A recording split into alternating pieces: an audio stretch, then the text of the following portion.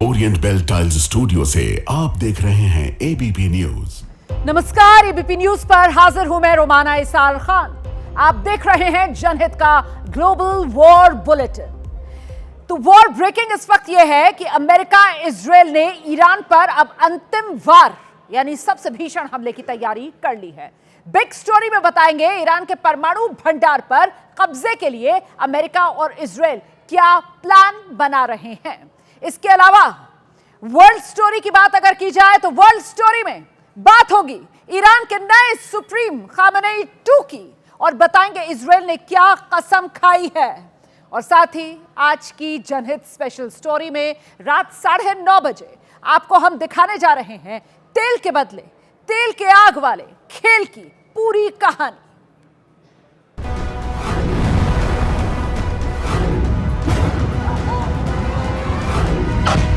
Iran America युद्ध का 9वां दिन।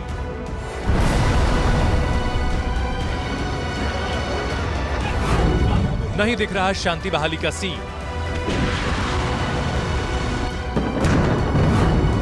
हवाई हमलों से फिर दहल उठा तेहरान।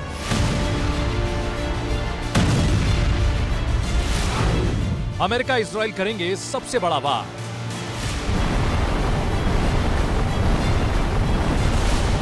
ट्रंप के टारगेट पर ईरान के एटमी भंडार।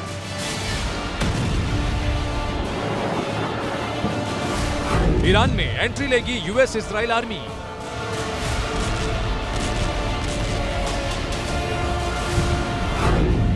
बारूदी टकराव में एक एक पल बहुत भारी। मिडिल ईस्ट में महायुद्ध का दूसरा रविवार।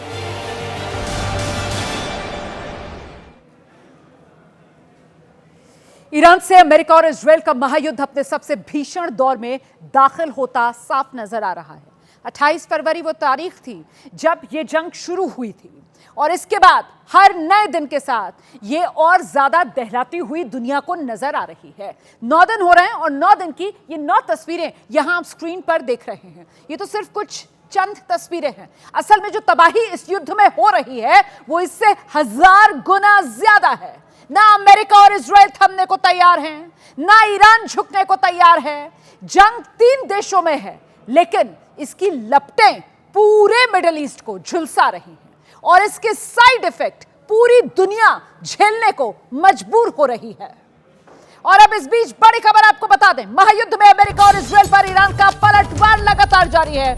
और इस बीच आईआरजीसी के प्रवक्ता ने बड़ा दावा कर दिया है। जंग के बीच ईरान रेवोल्यूशनरी गार्ड का बड़ा बयान। ईरान कम से कम 6 महीने तक यह युद्ध लड़ने में सक्षम है, यह ईरान की तरफ से कहा जा रहा है। अमेरिका इजरायल के 200 से ज्यादा ठिकानों पर हमले अगले चरण में और ज्यादा एडवांस मिसाइल्स के साथ हम करने की तैयारी में हैं, यह आईआरजीसी की तरफ से दावा किया जा रहा है। आईआरजीसी यहां तक कह रहा है कि अभी तक इस युद्ध में जिस तरीके के हथियार दुनिया ने देखे नहीं हैं, उस तरीके के हथियार इजरायल पर और अमेरिका पर ईरान की तरफ से दागे जाएंगे। तो 9 दिन आज हो गए हैं युद्ध के। ईरान झुकने को तैयार नहीं, अमेरिका इजरायल रुकने को तैयार नहीं। अमेरिका इजरायल ने सीधे ईरान की रीढ़ पर अब हमले शुरू कर दिए हैं। अमेरिका इजरायल ने ईरान के आर्थिक केंद्रों पर अटैक शुरू कर दिया है ताकि उसकी हिम्मत को खत्म कर दिया जाए। ये जंग के शोले हैं और भड़कते हुए दिख रहे हैं।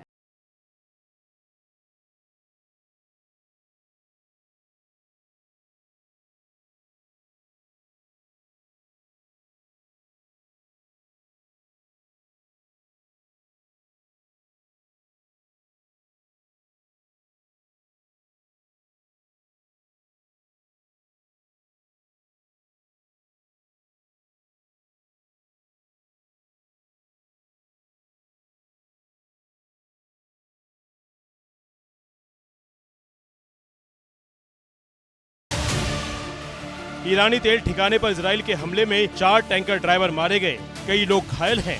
बारूदी कहर का आलम यह है कि तेहरान का आसमान काला हो चुका है। रेड क्रिसेंट ने तेल डिपो पर हमलों के बाद ईरान में जहरीली बारिश की चेतावनी तक जारी की है। इजराइल ने इस्फहान एयरपोर्ट पर भी हमला किया है। इजरायली सेना के मुताबिक इस हमले में ईरान को बड़ी संख्या में F-14 लड़ाकू विमानों का नुकसान हुआ है, जो उसे 1979 से पहले अमेरिका से मिले थे। इससे पहले इजरायली वायुसेना ने तेहरान के मेहराबाद एयरपोर्ट पर हमला कर 16 विमानों को तबाह करने का दावा किया था। ईरान के एयर डिफेंस और रडार सिस्टम भी अमेरिका और इजराइल के निशाने पर हैं। तस्वीर इमाम अली बैरक की है, जहां ईरानी रडार सिस्टम को बर्बाद करने का दावा किया जा रहा है। युद्ध के दौरान हर रोज अमेरिकी और इजरायली सेना की ओर से ईरान में तबाही के सैटेलाइट वीडियो जारी किए जा रहे हैं। पहला वीडियो अमेरिकी सेना का है, जिसके जरिए ईरान को बड़े नुकसान का दावा किया गया है, जबकि दूसरा वीडियो इजरायली सेना ने जारी किया है, जिसके जरिए अब तक ईरान के 400 से ज्यादा सैन्य ठिकानों पर हमले का दावा किया गया है। ईरान में युद्ध की विनाश लीला की हर दिन नई नई तस्वीर सामने आ रही है। तस्वीर तेहरान की है, जहां एम्बुलेंस पर इजरायली मिसाइल गिरी तो कोहराम मच गया। इससे पहले मिराब में लड़कियों के स्कूल पर 28 फरवरी को बमबारी हुई थी। इसमें 160 से ज्यादा छोटी छोटी बच्चियां मारी गई थी। ह्यूमन राइट्स वॉच ने इसे युद्ध अपराध करार दिया है। खुद अमेरिकी अखबार न्यूयॉर्क टाइम्स मान चुका है कि इस हमले को अमेरिका ने अंजाम दिया है, लेकिन डोनाल्ड ट्रंप हैं कि इसका ठीकरा ईरान पर ही फोड़ रहे हैं। No, in my opinion, based on what I've seen, that was done by Iran. Is that true, Mr. Hegseth? It was Iran who did that? We're certainly investigating. Still But investigating. the only side that targets civilians is Iran. We think it was done.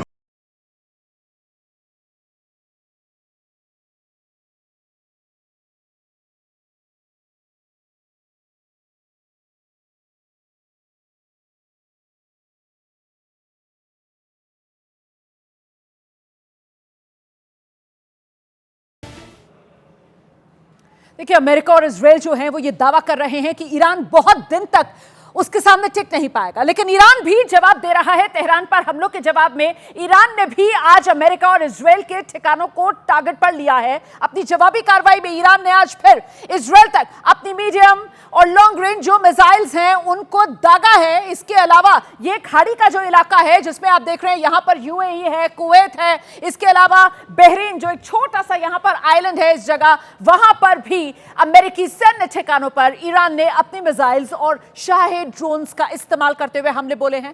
हालांकि रोज की तरह America ने आज भी दावा वही दोहरा दिया कि ईरान के हमलों में उसके सैन्य ठिकानों को किसी तरह का कोई नुकसान नहीं हो रहा है। ईरानी मिसाइल्स को पहले ही इंटरसेप्ट कर लिया जा रहा है। और इस बीच आगे बढ़ेंगे, इस वक्त की बड़ी खबर आपको बता दें, महायुद्ध पर स्विट्जरलैंड के रक्षा मंत्री का बड़ा बयान सामने आ गया है। ईरान पर हमला अंतर्राष्ट्रीय कानून का सीधा उल्लंघन है, यह स्विट्जरलैंड की तरफ से कहा जा रहा है। यूएस इजराइल का हमला यूएन चार्टर का उल्लंघन है, स्विट्जरलैंड ये कह रहा है। स्विट्जरलैंड के रक्षा मंत्री मार्टिन फिस्टर का यह बड़ा बयान आया है कि जिस तरीके से अमेरिका और इजराइल ने ईरान पर हमला किया है, यह हमला सीधे सीधे यूएन चार्टर के उस प्रावधान का उल्लंघन है जो मंजूरी या आत्मरक्षा के बिना किसी देश पर सैन्य हमलों पर पाबंदी लगाता है। अब अमेरिका को कौन समझाए? अमेरिका तो यूएन को मानता ही नहीं है। फिलहाल स्विट्जरलैंड के रक्षा मंत्री का यह बयान, और ऐसे में सवाल ये उठ रहा है कि क्या दुनिया दो फाड़ होती हुई नजर आ रही है? जिस तरीके से अमेरिका और इजराइल ने एक तरफा ईरान पर यह हमला बोला, वो भी तब जबकि बातचीत चल रही थी। और अब एक और बड़ी खबर मैं आपको बताने जा रही हूं। अमेरिका ने ईरानियों के लिए सुरक्षा चेतावनी जारी की है। अमेरिका ने ईरानी नागरिकों से अपने घरों में ही रहने की अपील की है। घनी आबादी के बीच मिलिट्री ऑपरेशन चला रहा है ईरान। भीड़भाड़ वाले इलाकों से ड्रोन मिसाइल्स दाग रहा है ईरान। अमेरिका कह रहा है ईरान का यह कदम वहां के नागरिकों की जिंदगी खतरे में डालने वाला है। इसका मतलब यह है कि क्या अमेरिका की तरफ से अब ईरान में जो स्थानीय नागरिक हैं उन पर निशाना साधा जाने की तैयारी की जा रही है? क्या यह सवाल बड़ा हो जाता है, क्योंकि ईरान की तरफ से कहा जा रहा है कि अमेरिका जो है वो हमारे यहां के मासूम नागरिकों पर बम बरसा रहा है। अमेरिका जो है वो आम लोगों को ईरान में निशाने पर ले रहा है। यह ईरान की तरफ से कहा जा रहा है।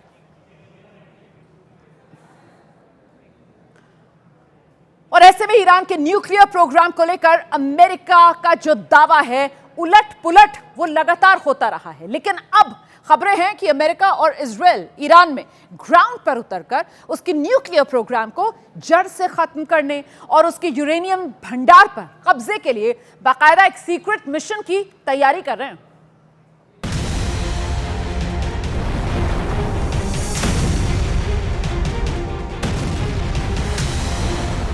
ईरान पर एक के बाद एक विध्वंसक हवाई हमलों के बाद अब अमेरिका और इजराइल का अगला निशाना है ईरान का वो परमाणु जखीरा जिसे ट्रंप और नेतन्याहू शुरू से इस पूरे फसाद की असल जड़ बता रहे हैं। And they're bad people. They're just bad people. And this had to be done. They were very close to a nuclear weapon. जंग के 9 दिन गुजरने के बाद अमेरिका और इजराइल अब ईरान में जमीन पर लड़ाई लड़ने की तैयारी कर रहे हैं। ट्रंप और नेतन्याहू के इस प्लान का मकसद है ईरान में मौजूद यूरेनियम भंडार का पूरा नियंत्रण। अमेरिकी मीडिया के हवाले से खबर है कि अमेरिका और इजराइल के बीच ईरान में अपनी स्पेशल फोर्सेस को उतारने को लेकर चर्चा हुई है ताकि ईरान के संवर्धित यूरेनियम भंडार को कब्जे में लिया जाए। दावा है कि ईरान के पास 450 किलोग्राम यानी 60% तक संवर्धित यूरेनियम मौजूद है, जिसे कुछ हफ्तों में ही 90% तक एनरिच करके परमाणु हथियार में बदला जा सकता है। Iran was building a conventional shield to enable a recovery of its nuclear ambitions, and so obviously, as part of the end state, without being too kind of linear about it, is to prevent an outcome where they don't have the incentive. America चाहता है कि जल्द से जल्द Iran में फैले तमाम nuclear sites को कंट्रोल में लिया जाए। हालांकि इस अभियान के लिए अमेरिकी या इजरायली सैनिकों को जंग के बीच सीधे ईरान की जमीन पर उतारना पड़ेगा, लेकिन मिशन को लेकर कई चुनौतियां भी हैं। सवाल नंबर 1, अमेरिका को यह नहीं पता कि ईरान ने यूरेनियम रखे कहां है। सवाल नंबर 2, स्पेशल फोर्स वहां तक पहुंचेगी कैसे और नियंत्रण में कैसे लेगी। और सबसे बड़ा सवाल, यूरेनियम को साइट से हटाया जाएगा या वहीं डाइल्यूट किया जाएगा। हालांकि अभी यह तय नहीं है कि यह ऑपरेशन अमेरिका करेगा, इजराइल करेगा या दोनों मिलकर इसे अंजाम देंगे। लेकिन डोनाल्ड ट्रंप पहले ही साफ कर चुके हैं, ईरान को एटमी ताकत बनने से रोकने के लिए अमेरिका ने अपने सभी विकल्प खुले रखे हैं।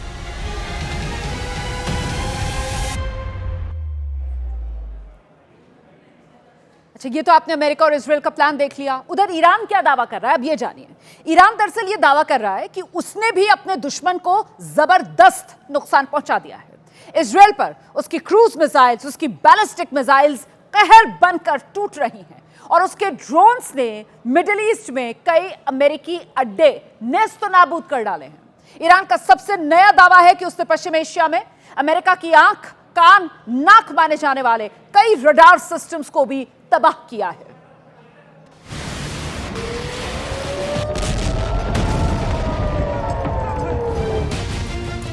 इंतकाम की आग में जल रही ईरानी सेना इजराइल पर अंधाधुंध मिसाइलें दाग रही है। तस्वीर फिलिस्तीन के तुबास इलाके की है, जिस पर इजरायली कब्जा है, जहां ईरान ने मिसाइल अटैक किया है। ईरान के मिसाइल हमले के बाद मध्य इजराइल में कैसा कहर बरपा, वीडियो सबूत देखिए। जमीन पर कई फीट गहरा गड्ढा हो गया।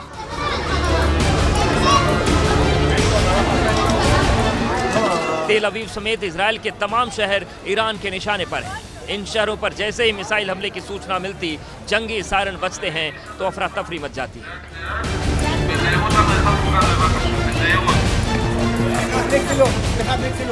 अमेरिका मध्य पूर्व के अपने सैन्य ठिकानों से ईरान पर हमले कर रहा है, तो जवाबी हमले में ईरान भी इन मुल्कों में तैनात अमेरिकी एयर डिफेंस और रडार सिस्टम को तबाह करने में जुटा है। तस्वीर जॉर्डन से आई है, जहां ईरान ने अमेरिकी रडार को बर्बाद कर दिया। इससे पहले कतर में भी ईरान ने अमेरिका के रडार सिस्टम को बेकार करने का दावा किया था। ईरानी सेना के मुताबिक वो अमेरिकी रडारों को तबाह कर उसे पूरी तरह से अंधा करने में जुटा है। दावे के मुताबिक ईरान ने अमेरिका के 7 एडवांस रडार सिस्टम को तबाह कर दिया है।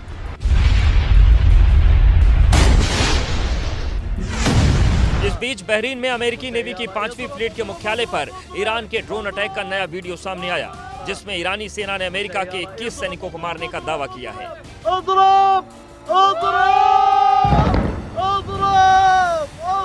ईरानी नौसेना अमेरिका और इजराइल पर लगातार अपने आत्मघाती ड्रोन की बौछार कर रही है। ईरान के दावे के मुताबिक उसने अब तक दोनों देशों के 200 से ज्यादा ठिकानों पर हमले किए हैं।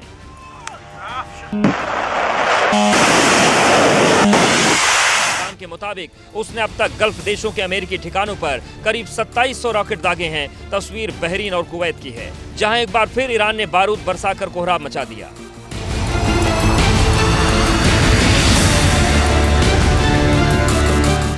इन हमलों को गल्फ देशों ने उकसाने वाली हरकत बताया है। एक दिन पहले ही ईरानी राष्ट्रपति ने अपने पड़ोसी मुल्कों पर हमले के लिए माफी मांगी थी, जिसे डोनाल्ड ट्रंप ने ईरान का सरेंडर करार दिया।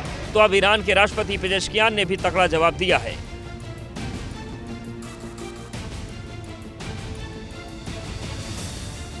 ما به کسانی که به کشور ما حمله کنند با قدرت ایستادیم، با قدرت پاسخ خواهیم داد و ملت ما و مردم ما و قطعا نیروهای مسلح ما و همه بسیجیانی که هستند در تمام نقاط کشور حضور دارند و با تمام وجود. देखिए, ईरान के जो नए सुप्रीम लीडर बने हैं उनको लेकर डोनाल्ड ट्रंप ने बड़ा बयान दे दिया और डोनाल्ड ट्रंप कह रहे हैं कि बिना मेरी मंजूरी के अगला सुप्रीम ज्यादा दिन तक नहीं टिकेगा। डोनाल्ड ट्रंप कह रहे हैं हम ये तय करना चाहते हैं कि 10 साल में हमें ईरान में वापस न जाना पड़े। जब आपके पास मेरे जैसा प्रेसिडेंट नहीं होगा तो ये नहीं होगा। ये डोनाल्ड ट्रंप की तरफ से कहा जा रहा है। मतलब डोनाल्ड ट्रंप जो है वो अपनी अहमियत बताते हुए ये कह रहे हैं कि साहब दोबारा जल्दी ईरान ना जाना पड़े, इसीलिए ईरान बिना डोनाल्ड ट्रंप की मर्जी से अगर सुप्रीम चुनेगा तो वो डोनाल्ड ट्रंप को मंजूर नहीं है। और अब मैं आपको बताने वाली हूं कि 9 दिन के महायुद्ध में अब तक कितने लोगों की जान गई है। ये देखिए आंकड़े मैं आपके लिए लेकर आई हूं और ऐसे में ईरान की तरफ से ये बताया जा रहा है कि उसके यहां जो मौत का आंकड़ा है ये आ गया है। ये पहले ईरान का देखिए, यहां पर ये मौत का आंकड़ा 1332 लोगों की मौत की बात ईरान कह रहा है। लेबनान में भी करीब 339 लोगों की मौत यहां पर हो चुकी है। ये इजराइल का आप आंकड़ा देख रहे हैं, 41 लोगों की मौत जो है वो इजराइल में हुई है। बहरीन में भी एक व्यक्ति के मारे जाने की खबर है। यूएई में भी मौत का आंकड़ा 3 का सामने आ रहा है। अमेरिका में आप जानते हैं 6 लोगों की मौत हुई है, 6 बॉडी बैग्स जो अभी तक अमेरिका वापस पहुंचे हैं। वहीं कुवैत की अगर बात की जाए तो कुवैत में भी 4 लोगों की अभी तक मौत हो चुकी है। तो ये खाड़ी के देशों में देखिए किस तरीके से मौत का खेल, महायुद्ध में अब तक जो जिंदगियां गई हैं उसी का ये नंबर, ये आंकड़ा आपने देखा। अमेरिका नहीं चाहता कि उसे ईरान में सैनिक भेजने पड़े, इसीलिए इराक में कुर्द लड़ाकों को उकसा रहा है। वो कुर्दों ने आईएसआईएस के खिलाफ उसकी मदद की थी। इस नए फ्रंट को भांपते हुए ईरान की तरफ से मिलिशिया और पॉपुलर फोर्स ने भी अमेरिका के कुछ ठिकानों पर हमले अभी से शुरू कर दिए हैं।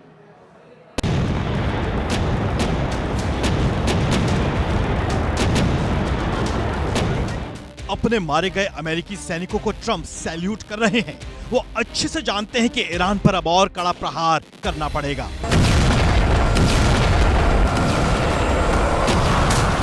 लेकिन ईरान से पार पाना ट्रंप के लिए इतना आसान भी नहीं। दूसरी एक रिपोर्ट के मुताबिक कुर्द सशस्त्र बल का जिक्र तेजी से हो रहा है। कुर्द बलों को बस ट्रंप के इशारे की देर है ताकि जमीनी लड़ाई को निर्णायक बनाया जा सके। कुर्द लड़ाकों का इस्तेमाल अमेरिका ईरान के मौजूदा शासन के खिलाफ कर सकता है और CIA कुर्द लड़ाकों की मदद कर सकता है। हालांकि व्हाइट हाउस ने इसका खंडन किया कि ऐसा कोई प्लान नहीं है। फिलहाल ट्रंप कुर्द की मदद लेने से बचने की बात कर रहे हैं। इसके पीछे बड़ी वजह भी है। We're very friendly with the Kurds, as you know, but we don't want to make the war any more complex than it already is. America और कुर्द के बीच सहयोग का पुराना इतिहास भी है। कुर्द कई युद्धों में सहयोग कर चुका है, जबकि अमेरिका उसे ट्रेनिंग और हथियार की मदद करता रहा है। आईसिस के खिलाफ भी दोनों ने मिलकर अभियान चलाया था। विशेषज्ञों के मुताबिक अमेरिका ने कई बार कुर्द को अकेला भी छोड़ा। 1991 में जब पर्शियन गल्फ युद्ध के बाद हालात वहां पर मौजूद थे तो अमेरिका ने इराक में कुर्द विद्रोहियों को प्रोत्साहित किया और उन्हें काफी भरोसा दिया कि अमेरिका उनके साथ खड़ा होगा।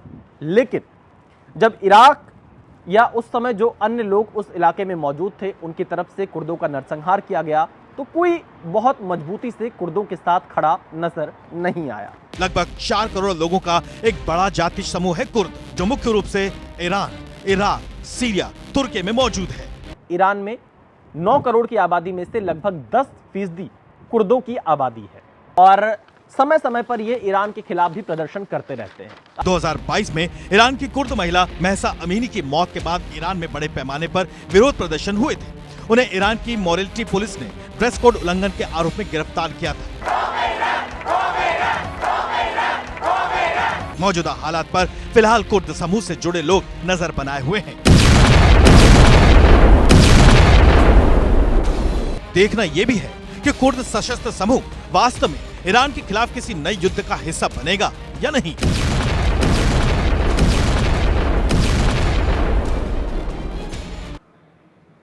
अब एक तरफ अमेरिका है जो कुर्द लड़ाकों को तैयार कर रहा है, ईरान भी उसे और इजराइल को इसी भाषा में जवाब देने के लिए मिडिल ईस्ट में अपने सीक्रेट नेटवर्क को एक्टिव कर रहा है ताकि वो भी चौतरफा हमले अपने तेज कर सके। ऐसे में ईरान को लेबनान, यमन, इराक, सीरिया और गाजा में मौजूद अपने सीक्रेट नेटवर्क्स पर पूरा भरोसा है। ईरान अक्सर सीधे युद्ध की बजाय इन्हीं सहयोगी लड़ाकू गुटों के जरिए लड़ाई लड़ता रहा है। लेबनान यहां अपनी जड़ें जमाए हुए हिजबुल्लाह के लड़ाके रॉकेट मिसाइल्स के साथ तैयार हैं, इसीलिए इजराइल यहां लगातार लेबनान में अटैक भी कर रहा है। यमन में ईरान समर्थित जो हूती विद्रोही हैं वो सक्रिय हैं, आत्मघाती ड्रोन्स और मिसाइल से सऊदी अरब और वहां मौजूद जहाजों को निशाना बनाते रहे हैं। जो रेड सी है, लाल सागर, वहां ये घातक हमले करते रहे हैं। इराक की अगर बात की जाए तो ईरान की मदद के लिए कई शिया मिलिशिया इराक में तैयार है। इनमें पीएमएफ यानी जो पॉपुलर मोबिलाइजेशन फोर्सेस हैं, जिसे ईरान अमेरिका सैन्य ठिकानों के खिलाफ इस्तेमाल कर सकता है। और इसी तरीके से सीरिया की अगर बात की जाए तो सीरिया में देखिए अल असद के जो समर्थक हैं, बशर अल असद समर्थित लड़ाके ईरान की मदद कर सकते हैं, यानी ये ईरान के लिए हथियारों का जो ट्रांजिट रूट है वो बन सकता है सीरिया। और वहीं गजा में बचे खुचे हमास के लड़ाके भी ईरान इजरायली सेना को खुद से उलझाए रखकर ईरान की मदद कर सकते हैं, प्रॉक्सी वॉर छेड़ सकते हैं ईरान के समर्थन में। अब अमेरिका क्यों अपने सैनिकों को ईरान में ना उतारकर जो कुर्द लड़ाके हैं उनको आगे करने की रणनीति पर काम कर रहा है? इसकी वजह समझिए आप, क्योंकि अमेरिका को उस नुकसान का अंदाजा है जो दूसरे देशों में अपने सैनिकों को भेजकर उसने उठाया है। वियतनाम युद्ध से शुरुआत कर लीजिए, अमेरिका 14 साल तक वियतनाम में फंसा रहा था। इसमें उसके 58,281 सैनिक मारे गए थे। वियतनाम युद्ध जहां अमेरिका को आखिरकार मतलब करारी शिकस्त थी, आप कह सकते हैं, एक तरीके से उठानी पड़ी थी। 1,52,000 अमेरिकी सैनिक घायल हुए थे वियतनाम में। इसके बाद अफगानिस्तान युद्ध की हाल देख लीजिए आप, अमेरिका 20 साल तक अफगानिस्तान में फंसा रहा। सैन्य अभियान में अमेरिका ने अपने 2,500 के करीब जो सैनिक हैं उनको खो दिया था और 20,769 सैनिक अमेरिका के घायल हुए थे। इसके अलावा इराक युद्ध, वहां भी अमेरिका को कुछ ज्यादा हासिल नहीं हुआ। उस युद्ध में 2003 में जो शुरू हुआ था, अमेरिका 8 साल के बाद वहां से वापस लौट पाया और इस दौरान अमेरिका ने 4,500 सैनिकों की जान गंवाई थी। 32,000 से ज्यादा अमेरिकी सैनिक घायल हुए थे। इराक, अफगानिस्तान में अमेरिका ने सिर्फ सैनिक ही नहीं गंवाए, इन 20 वर्षों में अमेरिकी बजट पर $8 ट्रिलियन का बोझ भी बढ़ा था। यानी अभी जो भारत की इकोनॉमी है उससे आप ये मान लीजिए करीब 2 गुना। अमेरिका ये भी नहीं जानता है कि ईरान में कई साल रहकर भी उसका मकसद हासिल कर पाएगा या नहीं कर पाएगा, क्योंकि अफगानिस्तान से वो तालिबान को ही सब कुछ सौंपकर तो वापस लौटा है। अपना सब कुछ छोड़कर अफगानिस्तान में अमेरिका को निकलना पड़ा था। इस बीच बड़ी खबर आ रही है, ओमान ने ईरान पर हुए हमले की टाइमिंग को लेकर सवाल खड़ा कर दिया। ईरान अमेरिका युद्ध पर ओमान के विदेश मंत्री का बयान सामने आ गया है। समाधान के लिए कूटनीतिक कोशिशें आगे बढ़ रही थी। इसी बीच ईरान पर यूएस इजराइल ने हमला कर दिया। देखिए, लगातार बातचीत चल रही थी, मध्यस्थता हो रही थी और ये सकारात्मक जो संदेश है वो सामने आ रहा था कि शायद मामला जो है वो बातचीत से सुलझ जाएगा। लेकिन अमेरिका और इजराइल की तरफ से अचानक ईरान पर हमला कर दिया गया। इसी को लेकर अब सवाल जो ओमान की तरफ से भी खड़ा किया जा रहा है। और अब से कुछ देर पहले मैंने ईरान के नए सुप्रीम लीडर पर ट्रंप की चेतावनी जो थी वो आपको बताई। खबर आ रही है, खामेनेई के बेटे मुज्तबा खामेनेई को नया सुप्रीम लीडर चुना जा चुका है। बस इसका औपचारिक ऐलान होना अब बाकी है। और इस पर इजराइल ने भी धमकी दे डाली है कि नए सुप्रीम लीडर का भी वही अंजाम होगा जो आयतुल्लाह अली खमैनी का हुआ है।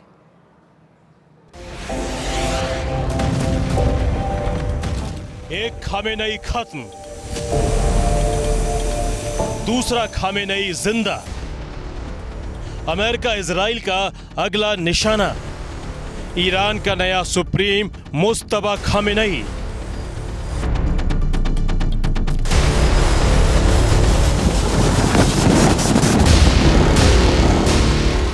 इस जंग में अमेरिका और इजराइल घूम के वहीं पहुंच गए हैं जहां पर वो थे।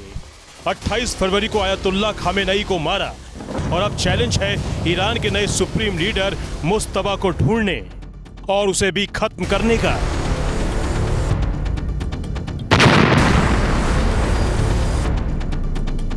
जिस बड़े हमले का ऐलान ट्रंप ने किया है उसमें एक मिसाइल ईरान के नए सुप्रीम मुज्तबा पर ही तो नहीं।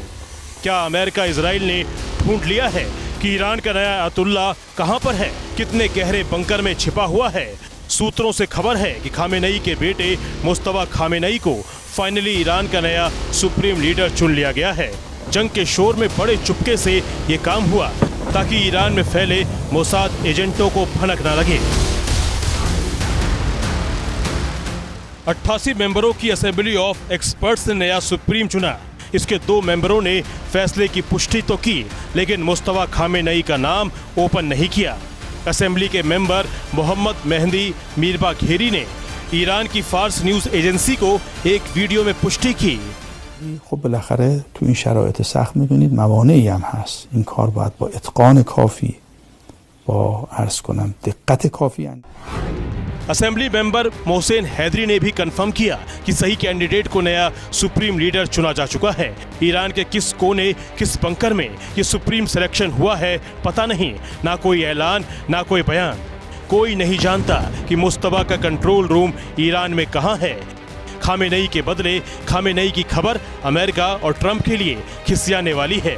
ट्रंप ने कहा भी था मुस्तफा खामेनेई किसी हाल में उन्हें मंजूर नहीं होगा। और अब वक्त हो गया है आज के जनहित स्पेशल का। युद्ध के 8 दिन में अमेरिका और इजरायल के टारगेट पर ईरान की मिसाइल साइट्स, एयर डिफेंस और न्यूक्लियर टारगेट थे, लेकिन युद्ध के 9वें दिन इजरायल और अमेरिका ने रणनीति बदल ली है और उनके टारगेट पर ईरान के तेल इंफ्रास्ट्रक्चर आ गए हैं। और दूसरी तरफ ईरान ने भी अब हॉर्मुज स्ट्रेट के जरिए युद्ध में तेल से आग लगाने की ठान ली है, जिसकी पूरी डिटेल्स आपको आगे बताएंगे। लेकिन पहले युद्ध में तेल से जो आग भड़की उसका एक ट्रेलर आप देखिए।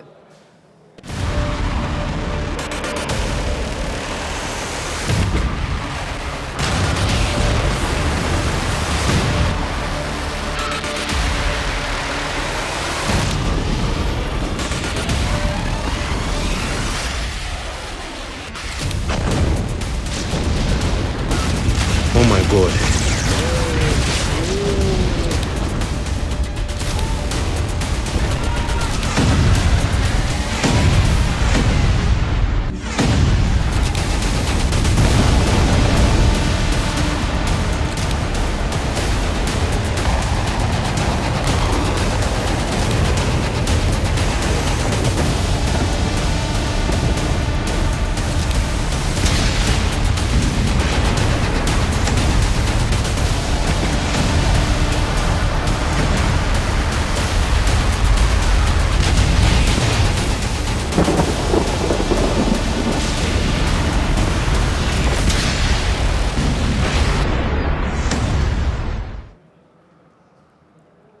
तो आज इस युद्ध के 9 दिन हो गए हैं। ईरान में आग लगी हुई है। ये आग इजरायल ने भड़काई है, जिसने तेहरान में ईरान के बड़े बड़े महत्वपूर्ण तेल रिफाइनरीज, ऑयल स्टोरेजेस पर भर भर कर मिसाइल अटैक किए।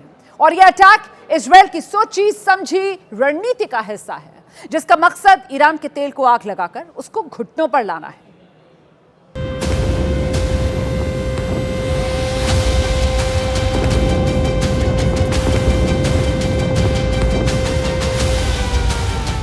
ईरान, अमेरिका, इजरायल के बीच छिड़ा युद्ध अब एनर्जी इंफ्रास्ट्रक्चर पर फोकस हो चुका है।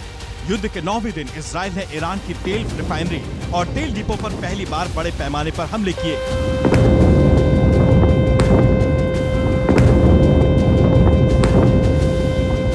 इस वीडियो में तेहरान की एक बड़ी रिफाइनरी से आग की लपटें उठती दिख रही हैं। इजरायल ने यहां मिसाइल अटैक करके ईरान के 3 ऑयल स्टोरेज टैंक्स को तबाह कर देने का दावा किया है।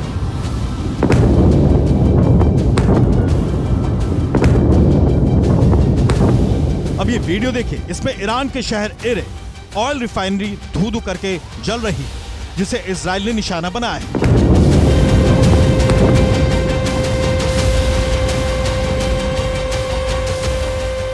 इजरायल ने तेहरान के अंदर कम से कम 5 ऑयल स्टोरेज कॉम्प्लेक्सेस और रिफाइनरीज को निशाना बनाया है। इन हमलों से पूरे तेहरान में धुआं फैल गया है।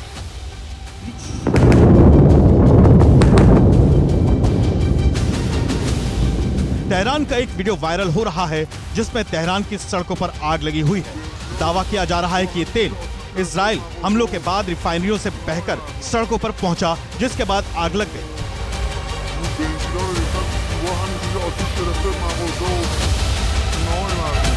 दावा तो यहां तक किया जा रहा है कि ईरान की ऑयल रिफाइनरी के हमले के बाद तेहरान में काली बारिश हुई। But you can see that the rain water is actually black, also saturated. It appears with oil. And then if we look over there, you can see that the water that's running down here also is black. So that's what's coming down this morning. This sort of oil-filled rain that we have right now on the Iranian capital after those strikes took place. Tehran में oil refinery पर हमले के जवाब में Iran भी Israel की Haifa oil refinery को निशाना बनाया। ईरान ने दावा किया है कि उसने अपनी खैबर शेकन बैलिस्टिक मिसाइलों से हाइफा रिफाइनरी पर अटैक किया।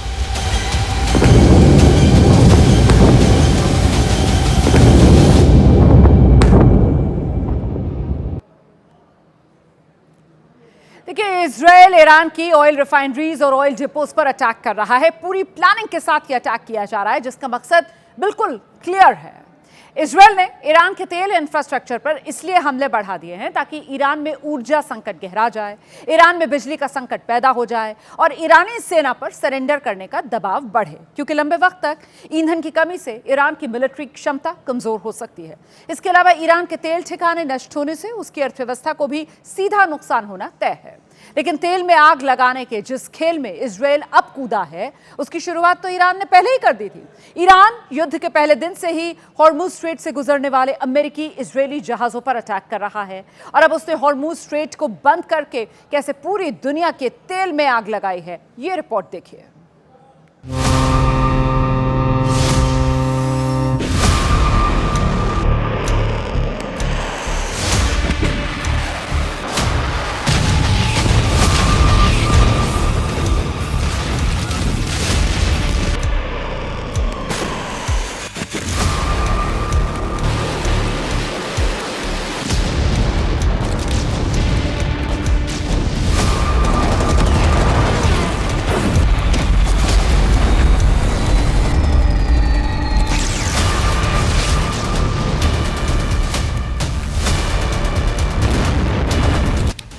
स्ट्रेट ऑफ हॉर्मुज में आग की लपटों पर घिरे इस अमेरिकी ऑयल टैंकर को ईरान ने निशाना बनाने का दावा किया है। ईरान ने अमेरिका के aircraft carrier USS Abraham Lincoln को भी स्ट्रेट ऑफ हॉर्मुज में ही अटैक करने का दावा किया था।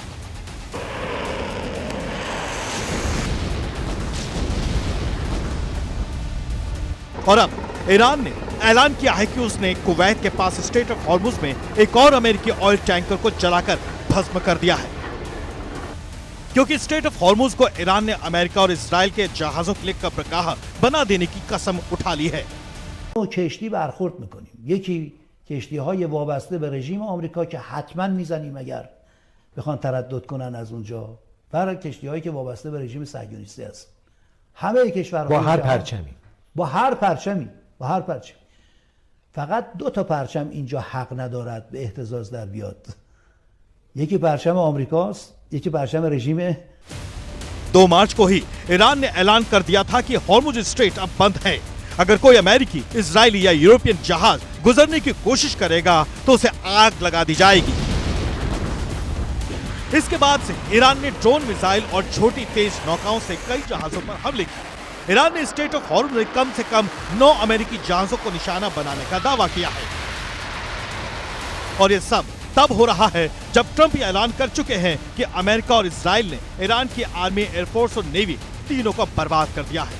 लेकिन हॉर्मुज पर ईरान की नाकाबंदी के बाद अब ट्रंप दुनिया का भरोसा दे रहे हैं कि चाहे कुछ भी हो जाए, अमेरिका दुनिया को तेल गैस की आपूर्ति सुनिश्चित करेगा।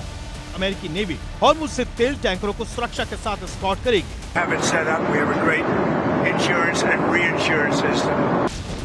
ट्रंप भरोसा दे रहे हैं, लेकिन हॉर्मुज स्ट्रेट में छिड़ी जंग ने पूरी दुनिया का तेल निकालना शुरू कर दिया है और अगर ये जंग और कुछ दिन चली तो युद्ध की लपटें लगभग पूरी दुनिया में उठने लगेंगी।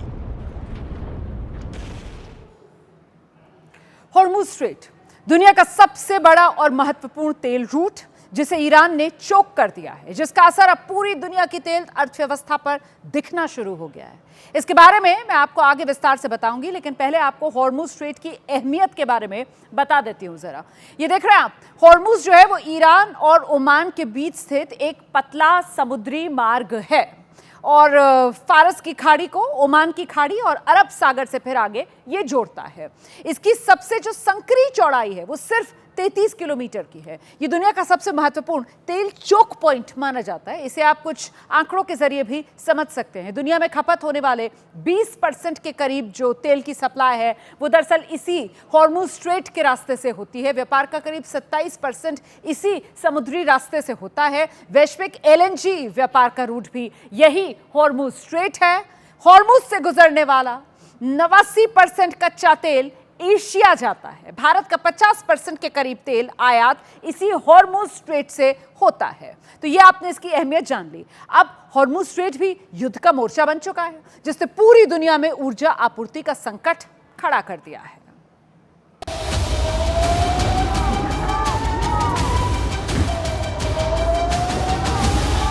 हॉर्मुज स्ट्रेट में छिड़ी ऑयल वॉर ने सिर्फ ईरान और अमेरिका का नहीं बल्कि पूरी दुनिया का तेल निकालना शुरू कर दिया है।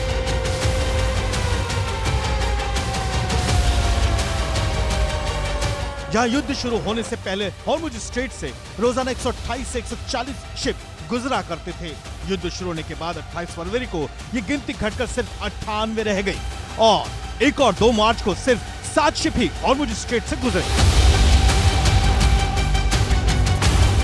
ईरान की धमकी के बाद हॉर्मुज स्ट्रेट से जहाजों की आवाजाही एकदम बंद हो चुकी है। यानी ज्यादातर कंपनियों ने हॉर्मुज स्ट्रेट में अपने जहाजों की एंट्री रोक दी है। हॉर्मुज स्ट्रेट पर युद्ध का साया पड़ने से खाड़ी देशों के लिए बहुत बड़ा आर्थिक संकट खड़ा हो गया है। सऊदी और यूएई के पास कुछ वैकल्पिक रूट हैं, लेकिन बाकी देश जैसे इराक, कुवैत, कतर, ईरान लगभग 90 से 100% हॉर्मुज स्ट्रेट पर निर्भर है। सबसे ज्यादा प्रभावित हुआ है ईरान, जिसने अपने तेल उत्पादन में 1.5 मिलियन बैरल प्रतिदिन की कटौती शुरू कर दी है। LNG का सबसे बड़ा एक्सपोर्टर कतर 93% LNG निर्यात हॉर्मुज से होता है। कोई वैकल्पिक मार्ग नहीं है। कुवैत निर्यात रुकने से उत्पादन में कटौती शुरू कर दी है। संयुक्त अरब अमीरात कुल मिलाकर 22 दिन में उत्पादन कटौती की आशंका है। सऊदी अरब में वैकल्पिक रूट है, लेकिन तेल इंपोर्ट में दिक्कतें शुरू हो गई हैं। अब अगर हॉर्मुज स्ट्रेट से खाड़ी देश तेल सप्लाई नहीं कर पा रहे तो पूरी दुनिया में तेल के लिए हाहाकार मचना तय है। अभी ही तेल की कीमतें 80 से $90 प्रति बैरल पहुंच चुकी हैं। अगर 1 महीने बंद रहा तो कीमतें $100 के स्तर को पार कर जाएंगी। अगर 1 से 3 महीने युद्ध चला तो तेल की कीमतें $200 तक जा सकती हैं, जिससे दुनिया के GDP में 1.5 से 3% की गिरावट हो सकती है। यानी ईरान का तेल युद्ध पूरी दुनिया को ले डूबेगा। यह बात एकदम तय है, क्योंकि हॉर्मुज स्ट्रेट जितने दिन बंद रहेगा उतना ही गहरा असर पूरी दुनिया पर पड़ेगा। ये जो हॉर्मुज स्ट्रेट है, इससे तेल सप्लाई रुकने से भारत पर भी इसका असर पड़ना तय है और पड़ भी रहा है। भारत का 50% तेल आयात इसी हॉर्मुज स्ट्रेट वाले रास्ते से होता है। एक्सपर्ट्स के मुताबिक तेल की कीमत प्रति बैरल $10 बढ़ने से 0.25% की महंगाई बढ़ सकती है और अगर संकट ये लंबा खिंच गया तो भारत की GDP ग्रोथ 0.5% तक कम भी हो सकती है। हालांकि भारत सरकार ने भरोसा दिया है कि देश में 40 से 50 दिन तक के लिए जो ऑयल स्टॉक है वो भरपूर है और रूस से अब ज्यादा तेल खरीदने की तैयारी भी चल रही है, इसीलिए घबराने की कोई जरूरत नहीं है। देखिए, मिडिल ईस्ट के हालात को लेकर कल विदेश मंत्री संसद में बयान देंगे। विदेश मंत्री एस जयशंकर लोकसभा में कल बोलेंगे। कल से संसद के बजट सत्र का दूसरा चरण शुरू हो रहा है। और अब देखते हैं आज का जनहित मंत्र। नफरत को 1000 मौके दो कि वो प्रेम में बदल जाए। प्रेम को एक भी मौका मत दो कि वो नफरत में बदल जाए। और अब ऐसे मौके दिए जाते हैं जब तो नफरत बढ़ती है और वही तो जंग में बदल जाती है। जनहित में आज इतना ही।